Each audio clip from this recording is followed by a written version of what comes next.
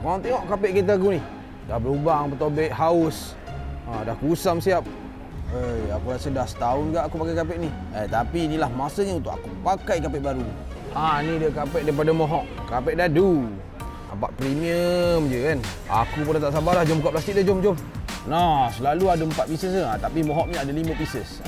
So senang korang nak setting. Wow, cantik. Lepas tu dia ada emblem besi lagi. Kacak weh. Siap ada tag Mohawk merah ni. Baru nampak mahal. Betul lah doh, kapet dia tebal doh. Bateri dia pun memang nampak high quality lah. Okey dah, tak payah buang masa, jom pasang sekarang.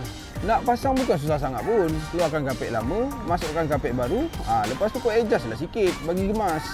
Itu pun susah. Kalau tak reti juga, kau hantar pergi kedai je lah. Tapi kena pastikan diri kau tu perempuan dulu. Sebab kalau lelaki memang kena maki lah nanti. Kapet dadu daripada Mohawk ni ada macam-macam warna. Korang pilih sendiri lah. Ada biru, merah, hijau, kuning, pink.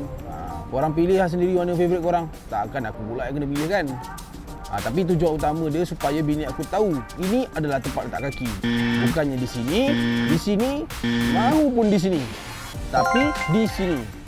So, kalau korang berminat nak dapatkan kapet kereta daripada Mohawk ni, korang boleh cari kat kedai aksesori kereta ataupun kontak Mohawk terus.